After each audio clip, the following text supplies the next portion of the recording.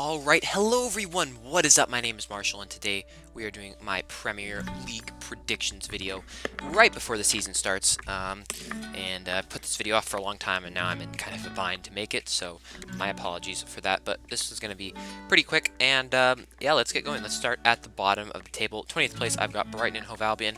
They've made a couple signings, but nothing really too significant, and I do think that they will not have enough, really quality at all to stay in the league. In 19th, I've gone with probably the biggest upset in all my predictions. It's Newcastle United. Now, Rafa Benitez, I don't actually think he's that good a manager. And to be fair, if you look at Newcastle's season last year, it wasn't great, even though they won the championship. And, the players that they have, they're not that good, Their best player is Dwight Gale, and other than that, they don't really have any quality in that striker position. Mitrovic is okay on his day, but you know what? I don't think they've made enough signings, and I think that Mike Ashley just isn't going to get along with Rafa Benitez. Rafa Benitez might even get sacked before the end of the year, and we all know what happens if Newcastle don't get an absolutely tip-top manager in the Premier League. And I don't think Rafa's a bad manager. I just don't think he's good enough to keep Newcastle in the league. And I don't really think it would be his fault if they go down. I just think that they just lack the quality for the Premier League, even though they're such a great and historic team. So that's probably the biggest upset I've put. It's a pretty standard prediction for me, pretty safe, except for really one other thing I would say. 18th, I've gone with Huddersfield. I do think they will go straight back down. They've made a lot of nice signings. But we saw Borough do it last summer, and it didn't work out well for them.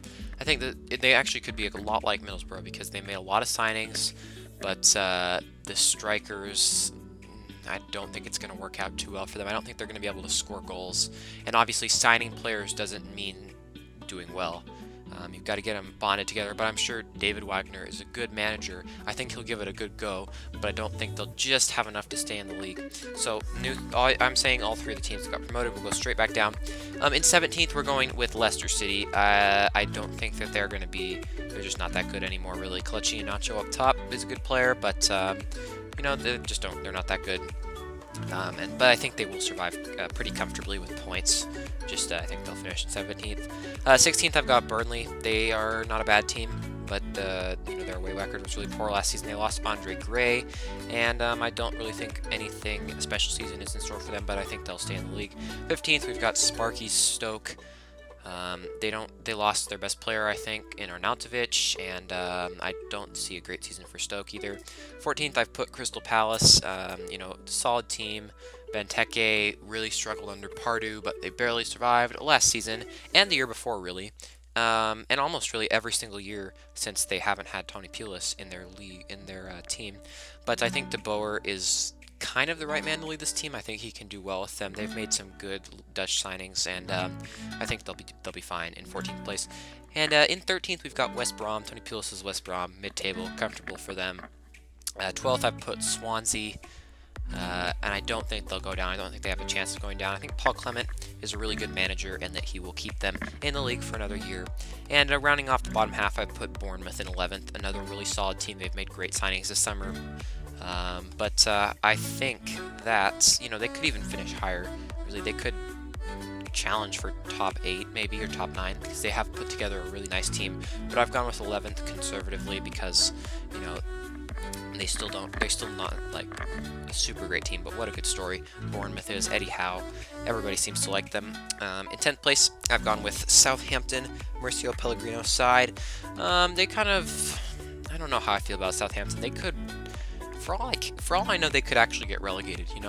They just could go anywhere this season. They didn't have a good year last year. Everyone says, the Saints are one summer of poor recruitment away from relegation, and this summer could be that summer, but they're a pretty stable club, and I think they'll be fine. I've gone with 10th place for them, but, they could really finish lower. 9th place, I've gone with West Ham. They have made a lot of big-name signings, Joe Hart, Chicharito, Marko Arnautovic, but I'm just not sure it's going to be enough for them. Last season they were really bad, but I think they'll be better than last season, but not quite as good as when they had Payet in his full form. And for that reason, I've got them in 9th. Now, in 8th place, I've put Watford, and I think this could be one of those stories where one of the teams just really does well in a season. They just have a good season, everything clicks for them. And Watford, I think, are going to be that team. They've got Marco Silva, who's a great manager, it looks like, from Hull City. Just about kept a very, very poor side up. And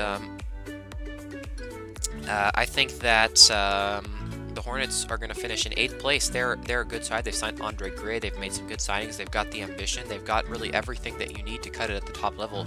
I think 8th place is going to be very high achievement for Watford, but I think it's good. Now into the top 7. I've got 7th place is Spurs. They haven't made any signings at this point, and Wembley's not their friend, and I always write them off, and they could finish higher, but 7th place for Spurs I've gone with. In 6th place, I've gone with Everton. They are a fairly strong side after all their signings, and I think that, like I said with Huddersfield, a lot of signings doesn't always work, but here I think it will. I think that they're just going to click, and they're going to make it into the top 6. I kind of wanted to put them in 5th above their Merseyside rivals Liverpool, but you just can't put Everton over Liverpool. They're just not. They're not there yet. If they keep on this trajectory, they could be there very soon. And Liverpool, I have put in 5th. They just didn't. They haven't made any defensive signings so far, and it's their own fault if they don't finish in the top 4 again this year. They could be losing Coutinho. That would just be a huge blow for them, and I can't see them beating out the top 4 sides. And 4th place, most conservative prediction ever, Arsenal. I don't even really need to explain that. 3rd place is Chelsea, my team. I think this is a bit generous. They could really finish outside of the top 4, I think, this season. Maybe toss Spurs or Liverpool in there and drop Chelsea out. Not really sure. But I think they could have a good year. They probably have a slow start. Morata, maybe not the man, but I'm confident that they'll pull it together. They'll comfortably finish in the top 4, but probably not challenge for any titles. 2nd place, contrary to popular opinion, I'm going with Manchester City. Pep leading the team with big money signings and a lot of departures, but I'm just not sure. I think it'll be close between 2 Manchester teams, but I'm just not sure. I put them in 2nd because I've edged United right in front of them, and the only reason why I've put United in 1st place is because it is Jose's 2nd season, and he's made some really quality signings, not quantity. I'm thinking quality over quantity for Manchester United. They've made good signing in Matic, Premier League proven. Good signing in Lindelof, a younger talent, but there's backup at center back, or maybe even starting at center back. You've got Lukaku to replace Zlatan, one of the only people that could possibly do that. And I just think United will edge City this season for the Premier League title. But I think it'll be close. I think City could easily win it too. It just depends. It might all come down to that Manchester derby again. Maybe we'll see another 6-1. I don't know what's in store for this season, guys, but one thing that I will say about the season is it seems like the mid-table teams are getting better every single year. It seems like West Ham, you look at them, they're growing better. They've grown from a relegation-threatened club under Sam Allardyce to now they're, still a relegation-threatened club, but with a huge stadium and big money signings. And I'm going to go 2 additional predictions here. First managerial sacking, I think, will be Craig Shakespeare, because he's not really that good a manager. He was just an interim. It seems like the players just wanted Ranieri out, which is, obviously nobody likes that. And I think that the biggest flop of the season is going to be Chicharito. I think that there's a reason why Bayer Leverkusen let him go. It's because he's not quite as good as he had been for the past few years. He had a very poor season last year, and I don't think Chicharito is going to do as well as West Ham fans hope. But let's hope it's not Morata or any of Chelsea's signings to this point. Yeah, guys, I think that's going to wrap up my Premier League predictions video. Let me know which ones you disagreed with in the comments. Give me your predictions too. I always love reading through the comment section. Yeah, see you all in the next episode of this. See you all again later.